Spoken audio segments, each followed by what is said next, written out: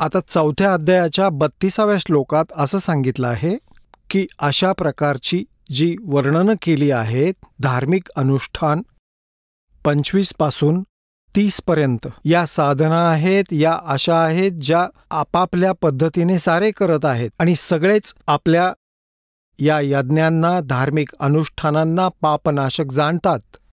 आता इथं सांगितलंय की या प्रकारची खूप विस्तारपूर्वक यज्ञांची माहिती त्या सच्चिदानंद घनब्रह्मच्या वाणीमध्ये विस्तारपूर्वक सांगितली आहे. आता सच्चिदानंद घनब्रह्मची वाणी कोणती आहे? आता जशी गीता आहे हे वेदांचं ज्ञान आहे, 4ही वेदांचं, तर त्या सच्चिदानंद घनब्रह्मची वाणी हे वेद गीता पुराणांहून भिन्न आहे, जी परमेश्वराने स्वतःच्या मुखकमळातून बोलली आहे. आता पहा, वाचा एकदा हे. आता तसा विश्वास बसणार नाही, आधीच आपण तोंडी फसवले गेलो आहोत. अध्याय 4 श्लोक नंबर 32 मध्ये या प्रकारे खूप तऱ्हेच्या बहुविधा खूप तऱ्हेच्या यज्ञ. इथे यांनी चूक केली आहे. ब्रह्मणे मुखेचा अर्थ केलाय वेदांची वाणी, हे चूक केलंय. आता पहा, इथे विचलित झालेत. आता तुम्हाला दाखवतो अध्याय नंबर 17 आणि श्लोक नंबर 23. यात काय सांगितलंय? ओम तत्सत इति निर्देशः ब्रह्मणः त्रिविधः स्मृतः. हा ब्रह्मणः शब्द आहे यामध्ये. याचा अनुवाद त्यांनी काय केलाय? ओम ओम तत् सत सत इति हा आहे. त्रिविध म्हणजे 3 प्रकारचा, ब्रह्मण म्हणजे सच्चिदानंद घनब्रह्मचे. निर्देशः स्मृतः म्हणजे नाव म्हटलंय. आपल्याला आत्ता एवढंच घ्यायचं आहे, याचं नंतर पाहूया. ब्रह्मणः म्हणजे सच्चिदानंद घनब्रह्म. आता आपण परत येऊया. 4थ्या अध्यायात आलो परत आपण.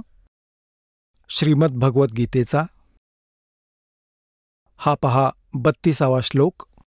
यामध्ये ब्रह्मणः मुखे शब्द आहे. ब्रह्मणः मुखे. एवं बहुविधः यज्ञाः विततः ब्रह्मणः मुखे. कर्मजान विद्धितान सर्वान एवं ज्ञात्वा विमोक्षसे.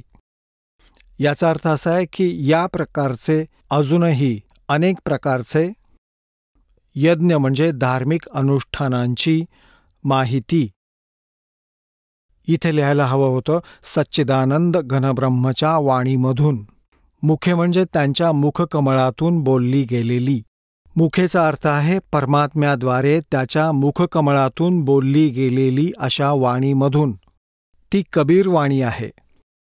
आता पहा, यांनी इथे वेदांची वाणी लिहिलं. हा काय अर्थ झाला? ब्रह्मणचा अर्थ वेद करणं म्हणजे यांचं अज्ञान आहे.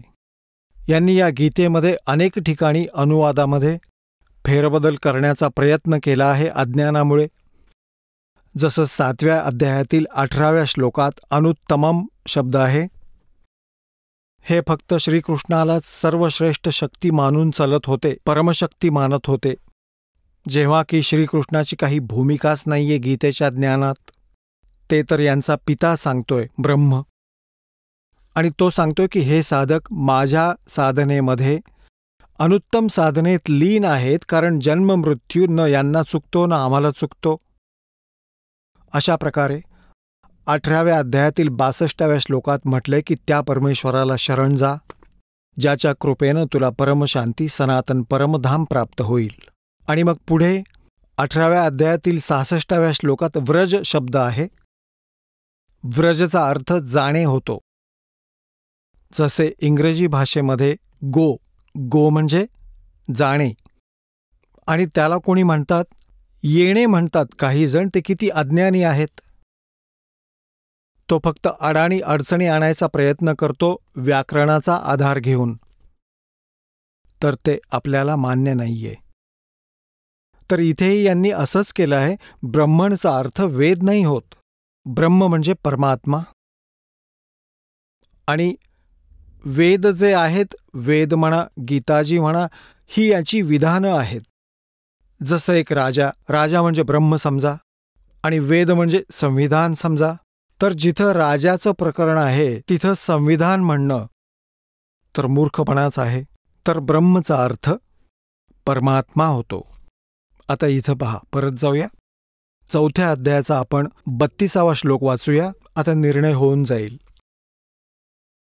अशा प्रकारचे अनेक प्रकारचे यज्ञ सच्चिदानंद घनब्रह्मच्या वाणीमधून विस्तारपूर्वक सांगितले आहेत. हे वेदांची वाणी चुकीचं लिहिले, सच्चिदानंद घनब्रह्मची वाणी पाहिजे. ह्या सगळ्याला तू कर्मजान विद्धी. याचा अर्थ आहे की हे कर्माने उठताना नाम, बसताना नाम, जागेपणी झोपेत नाम, काम करता करता त्याची साधना होते. त्या परमपिता परमात्म्याची त्या वाणीतून असं वर्णन आहे. कर्मजान शारीरिक क्रियांद्वारे संपन्न होणारे. जान विधी म्हणजे जाण. अशा प्रकारे तत्वाने जाणून त्यांच्या अनुष्ठानाद्वारे तू कर्मबंधनातून सर्वथा विमोक्षसे मुक्त होऊन जाशील, पूर्ण रूपाने मुक्त होशील. आपण ऐकत होता जगद्गुरु तत्वदर्शी संत रामपालजी महाराज यांचे मंगल प्रवचन, ज्यांच्या शुभ आशीर्वादाने संपूर्ण विश्वामध्ये 500 पेक्षा जास्त नामदीक्षा केंद्र आहेत, जिथे निशुल्क नामदीक्षा दिली जाते.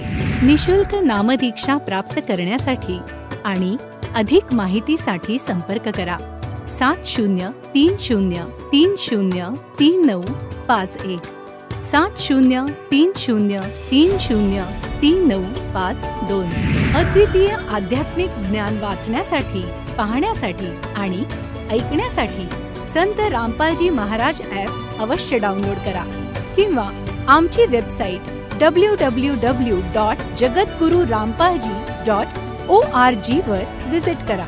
आम्हाला सोशल मीडियावर फॉलो करा. सर्व पवित्र धर्मांच्या पवित्र शास्त्रांवर आधारित प्रमाणित अनमोल पुस्तक ज्ञानगंगा किंवा जगण्याचा मार्ग यापैकी कोणतेही एक पुस्तक निशुल्क मागवण्यासाठी आपण आम्हाला आपले पूर्ण नाव, पूर्ण पत्ता, पिनकोड आणि फोन नंबरसह लिहून 7030303951 किंवा 7030303952 या नंबरवर SMS करू शकता किंवा 7030303950 या नंबरवर व्हॉट्सअप देखील करू शकता.